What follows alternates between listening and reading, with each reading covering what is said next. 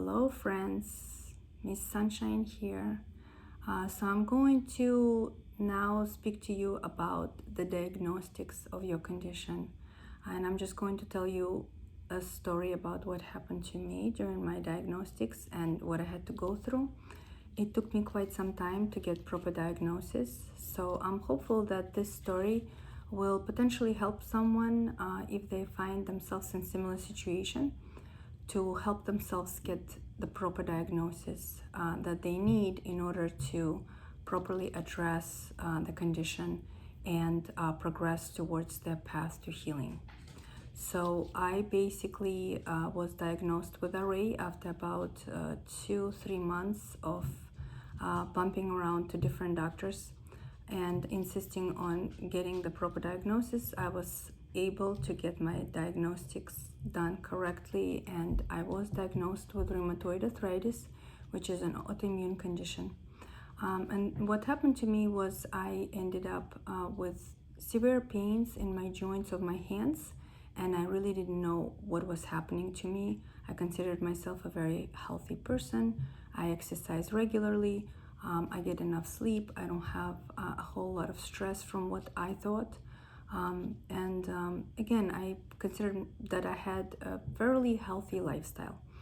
So, needless to say, when I found myself with those pretty severe pains to the point that I couldn't sleep in my joints, I, decided to get a diagnosis. And I think the number one question that really anyone faces in that situation is, what kind of a doctor should you be going to in order to get diagnosed? Because you would probably need to go to some specialists, and you need to know which specialist to go to. So I was working with a group of registered nurses that was provided by my insurance. You potentially may also have the same benefit through your insurance. They're registered nurses, and they have exposure to an array of variety of symptoms that they see in their patients, and they can help you schedule the appointments, not only come up with a number of doctors that you could possibly see in order to diagnose you. They can also help you schedule it and make sure that these doctors are covered by your insurance, and they can also send you for blood work before you even go to see the doctor, so that you have some information when you go see the doctor. So I've done numerous blood tests through them, and they were able to actually send the blood work orders to the labs for me to go and get that blood work done. Before I move on any further, I just wanted to point out that this is just my story. I'm a patient. I was able to handle my condition to the point that I don't have any symptoms anymore at all. Not severe, not any kind of pains in my hands or any other joints. I used to have it maybe in my elbow and my shoulder. I don't have it anymore. And again, it was because I did the targeted studying and researching on my specific autoimmunity, the rheumatoid arthritis. But coming back to the story, just beware that I'm not a health practitioner. I'm not a doctor. This is my opinions only, and you may consider that to be for entertainment purposes. But again, hopefully it will help you on your path to the proper diagnostics.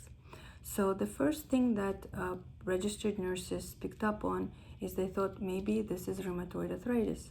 So throughout my conversations and work with those nurses, what came out is that RA factor came out twice negative in my blood work. So the nurses said, you don't have rheumatoid arthritis, based on 2 different readings that we have done, because we were convinced that it could potentially be, because it looked a lot like it, with those traveling pains and swelling joints and kind of flares up like that of inflammation and again severe pains.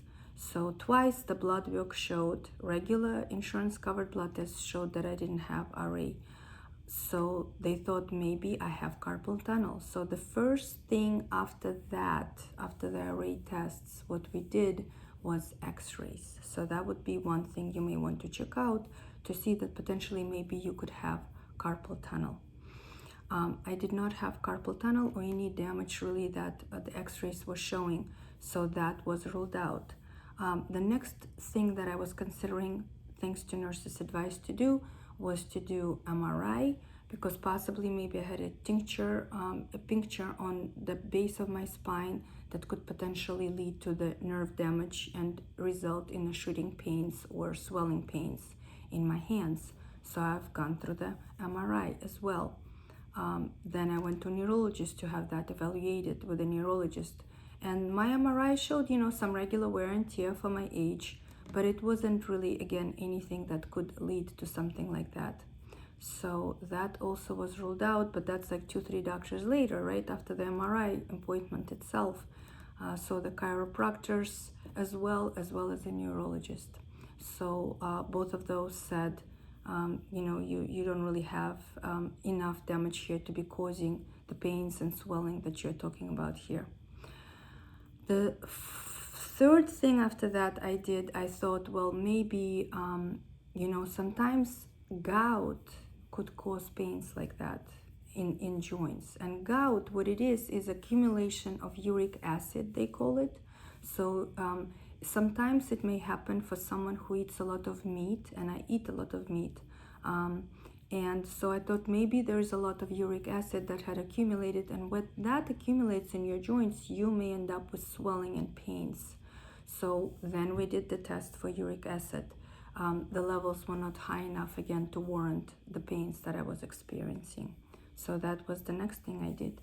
And really the next thing I did, the fourth thing I did, was to think maybe about calcification in my joints. If it's too heightened, it can also lead to pains like that.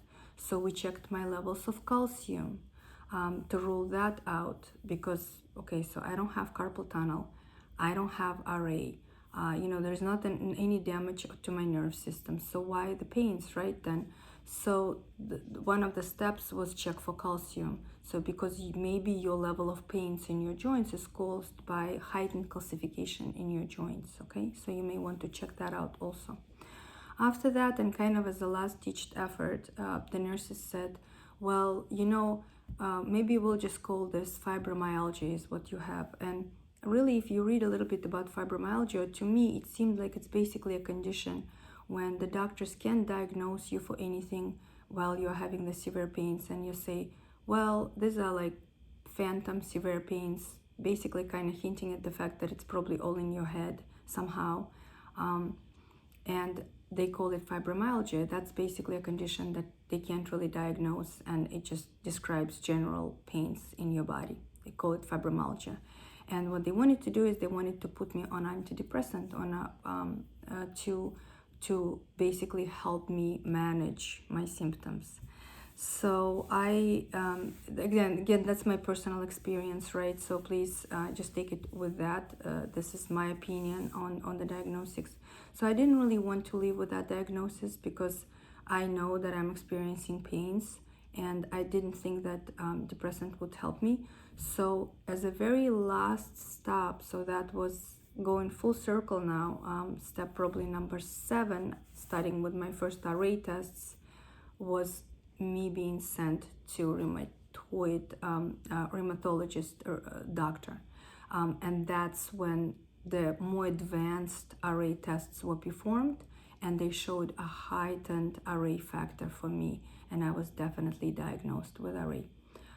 So that's a full story, right? So first RA tests, regular blood tests. If you don't get success with that, maybe you want to consider going for x-rays, potentially going for MRI, checking for uric acid levels, calcification levels, and those are all blood work tests you can do through your insurance if there is a work order that, again, nurses can help you with that. And then, continue to dig. Again, take the responsibility for getting the diagnostics done, because you don't want to end up on, let's say, antidepressant, and all meanwhile I would have had RA and wouldn't have really been taking care of it, and my joints are continuing to be damaged. So it's really kind of needs to be under your control and your power to continue and to end up with a proper diagnosis for your condition. So kind of leave you with that message. I wanted to make it a quick video, but hopefully I laid out the steps for you. Again, just keep asking questions until you get an answer that's a true answer, right? Don't just say, necessarily that what you are being given is actually accurate. So until next time, what I also did, I did an extended video of this. It's a little longer and I speak a little bit more about it. If you're interested, it would have the same exact name, but just at the end it will say extended version. So check that out. Again, it will reinforce some of the points that I'm making and maybe give you a little bit more information. Okay, and I'll talk to you soon, and stay well. Please reach out to me if I can help. Leave comments. If I can help you in any way with your diagnosis or on this path to discovery, it can be a pretty frustrating experience. Please reach out to me. I will do anything I can to help you with that. I am a coach when it comes to managing your condition and living a healthier life. So please reach out, and I'll talk to you soon.